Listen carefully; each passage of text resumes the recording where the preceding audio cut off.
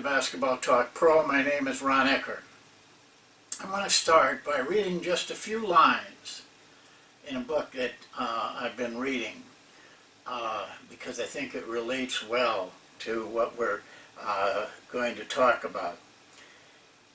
Have you not seen a horseman, how a skilled man gallops the horse east and west, but with heart serene and not bruised, with posture quiet and undisturbed? From a distance it looks as if the horse and man were joined together. He merely controls the horse's unruliness, but does not go against its nature. That's the line that immediately upon reading it, it came to me about coaching basketball and what we deal with. He merely controls the horse's unruliness, but does not go against its nature. And that's the topic that I chose for today. The name of it is Don't Kill Their Spirit. I think that you have to have firmness to control their unruliness, like the book says. But you also have to understand their true nature and let them have that true nature. Now, the verses I was reading were written over 1,000 years ago. So the language may be a little bit strange, but the meaning certainly isn't. And a little bit later in this book, there's a poem that it comes from the horse himself, and he says, you know, you tell me to go, but when I go, you pull me back until the bit in my mouth stops me completely. We got to be very careful of that. Saying, we want you to do this, we want you to do that, but then pulling them back when they want to do it. They want to go, or they want to do whatever you're asking them. And that kills the spirit, kills the player's spirit, kills the team's spirit. Remember, when you're in a game, you have 5 guys out there at any time on the floor. This is a case where you have to control that team and not let them get unruly. But you also have to give them their nature, their true nature. You've heard me talk about this a number of times if you've been watching Basketball Talk Pro. But I tell you to allow the team to have their pace. Find out what the pace is. I've had teams that the pace had to be fast for them to be comfortable. But I've had teams that had to be really slow to be comfortable. And then sometimes it's in between. Each team has a little difference to it, depending on the players. The best team I've ever coached for execution was very slow. I took a lot of criticism for it. They looked like they were going to sleep sometimes, but they weren't. This is what they were comfortable with. They could shoot better, they could cut better, they could do those things better. But the spirit, we have to be very careful that what we do doesn't kill the spirit. It's very easy to do. Let me just go over a few things, probably many more. And as you go through the years in coaching, you'll find most of them. But I think it'll be good for us to just try to identify some of the things that I've seen, and maybe the things I'm going to talk about I've seen more of than other things. first of all, is oppressiveness. Being so rigid and so firm that it's oppressive to the players or to the individual player. I mean, to the guy standing next to you. The pace, for example, as an example, or the behavior that the coach is upset about is acceptable. To you, it isn't. So as a coach, you have to be very careful about that. Try not to beat players down. You kill their spirit. When you kill their spirit, you kill any chance you have of having the type of team that you want. Individually, the same thing. You have to be alert to these things, but oppressiveness is certainly one of the things that will kill the spirit of an individual. Not all of them, but it also will kill the spirit of a team. Punishment, fair or unfair. I don't deal a lot with punishment. I try to deal with it in ways other than punishment. Now you have to have some rules. I have very few rules, but two of them are don't be late for practice and don't miss. And they understand they're going to be punished for that. Now the punishment is rather light, but most players don't want to be punished at all, and so they feel bad when they get any type of punishment. You have to do that, but I'm not talking about that. I'm talking about physical punishment. When I was in China, the Chinese coaches there were very used to physical punishment of the players. If the players weren't working hard enough, they might stop practice and run them for 20 minutes. It was accepted by the players and the Chinese parents and everything. For them, coaches slapped their players, pushed their players, kicked their players.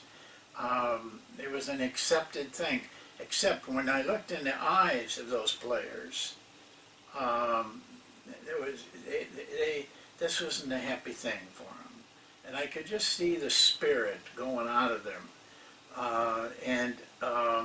In the school, I forbid that.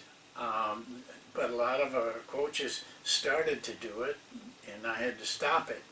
And still, the coaches themselves really could not understand why, when they were having a bad practice, they couldn't just run the players almost to death. I finally got across to them that no physical punishment is acceptable. You don't have to do that if you're the type of coach that gets their respect. They will listen and they will do. In China, the young people are brought up to respect their elders, regardless of what the elder does. They are not to confront them or strike back in any way. So the coaches, weren't concerned about a confrontation. They were the master, and the players really had poor spirit because of it. It deflated them. Be careful of that. There's another one that may surprise you. Lack of respect. I think I've seen this as much as any of them. They just don't respect the coach.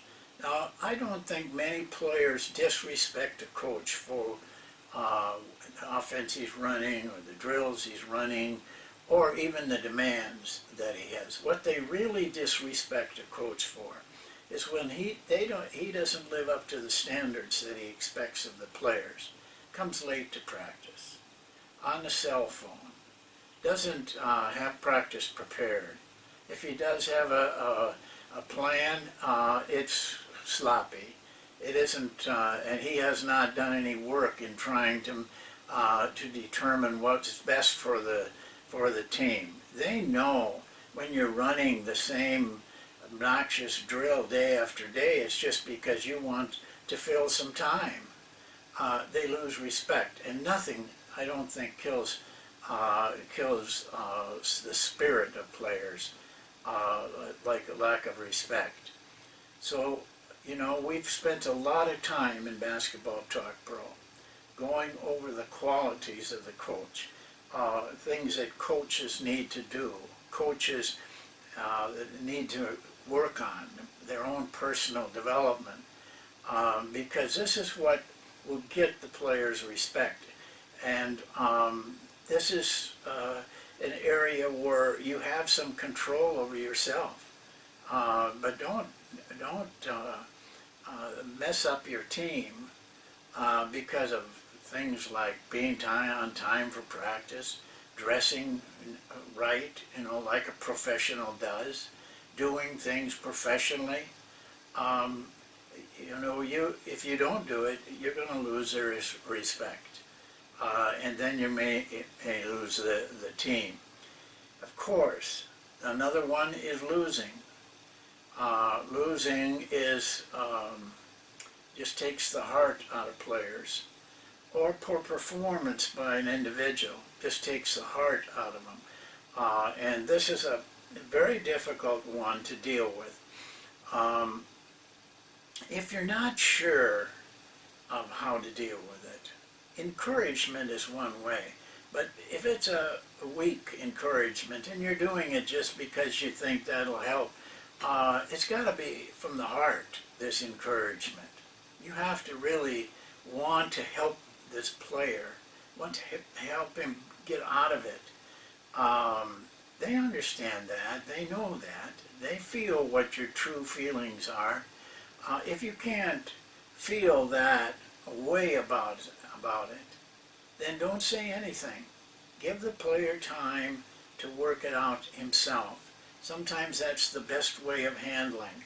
When you start to try to interfere and make something happen for the player, you just kind of mess things up. Sometimes it's best just to let them work it out themselves. But whatever you do, it has to be sincere. I'm not talking about phony sincereness. I mean real sincereness.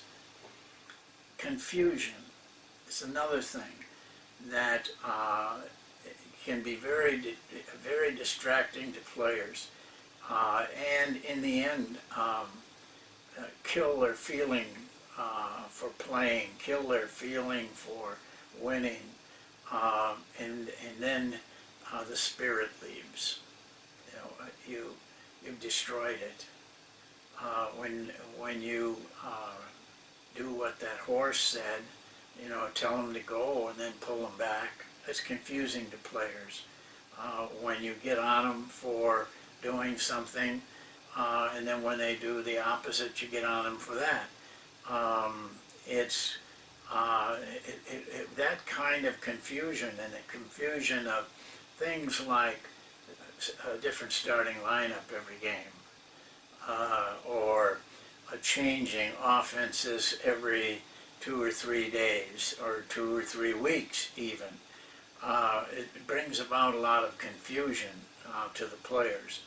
You should remember, if you played, how you feel about those things. You know, keep consistent. Don't give up on things too soon. Work your way through problems, and players will feel better about that. They don't want this stopping and starting, pulling back and pushing forward. Again, it's something that is against their nature, and that it's always gives you the threat of killing their spirit. Now, you know, those are some of the areas, but I want to touch on one area in particular. the highly willed player, a lot of times, the player that tests you the most, that provides the biggest challenges for you, is because of his will and his spirit. And a lot of times they're your best player, or close to it. And in that player, you must be very careful. You can't, it's just, the words ring in my mind, you must control the unruliness, but don't go against its nature. Don't kill the spirit. These are highly willed, spirited guys that that need that spirit. If you think, you know, it'd be fun to go to lunch with Michael Jordan, I don't know if you would enjoy it. It'd be kind of like going with a samurai swordsman. I mean, he's that, the intensity. You know, I'm not saying anything negative about him, but he just demands a lot. He has will, tremendous will. That's why he rose to being such a great player. Kobe Bryant is the same way. You know, they can get frustrated and their spirit broken.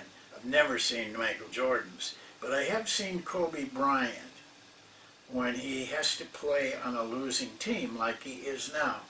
Now he's older and he fights back, but when he was younger, he pulled it in a little bit. You know, he just didn't have the same edge. You're going to find that your really high-level players have an edge to them. They've got that killer instinct. And you have a fine line there.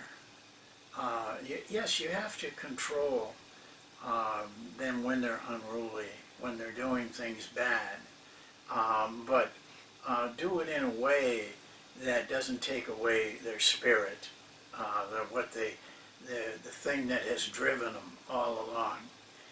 I'm reminded when I talk about this, about a player that was on the Cleveland Cavs team when I was with him, and some of you may remember him.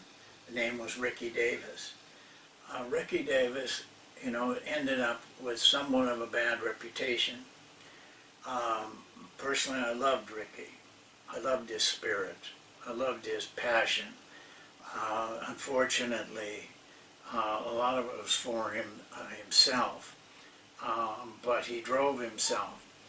Ricky Davis, in heart, was a very nice guy. He gave a lot to kids. He helped kids. A terrific mind. He could learn a play instantly, and not only learn it, but knew how to deal with it, how to get the most out of it.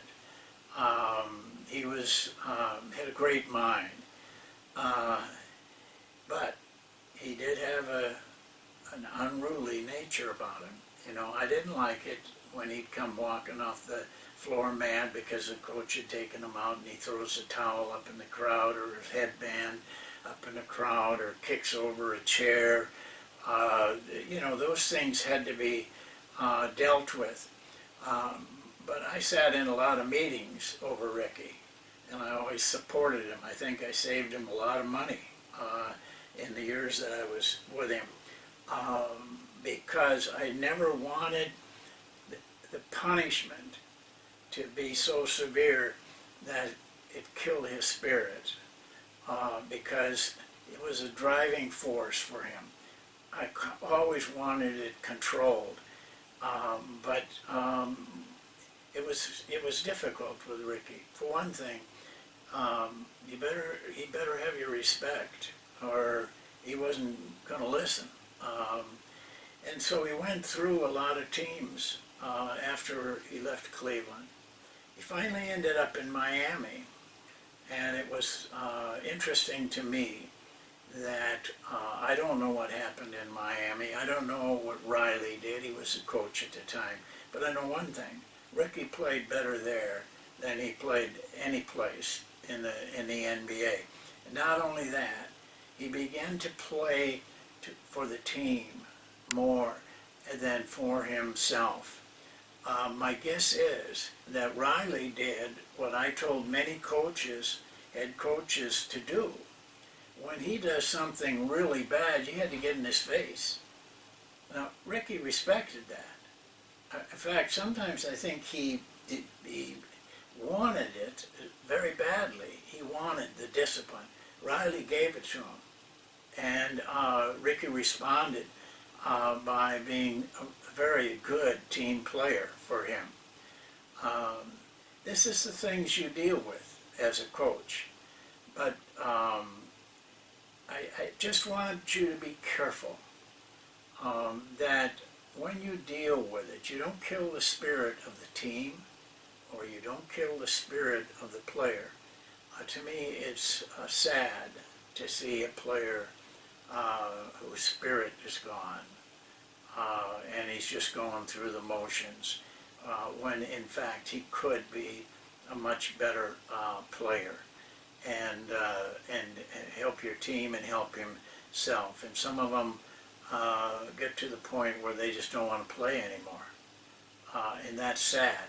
And I know it's happening probably to some of you people that are listening to this. You know, it's difficult, and I can't tell you that there's a straight path on this. But what I can tell you is this: awareness. Be aware. Be aware of what you're doing. Are you living up to their standards? Be aware of the players, his feelings, or what is going on in his life. Be aware of your team. What is the chemistry? How does it fit? What is the pace they like? What are the things that they can do well?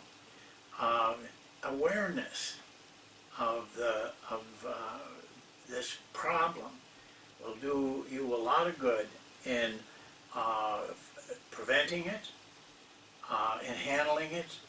If it does get to the point where you need to really do something. There is no one way on this. It's one thing about coaching. Sooner or later, you have to deal with things based on what you think is best, because you don't have a path to follow. You can't, even if you go to mentors, they probably can't tell you anything more. But it is an area of your coaching career that you must take into consideration. You must be able to deal with it. Well, that's it for today. It was a tough subject. You know, some of these subjects for me are hard to be sure that you're giving the best advice.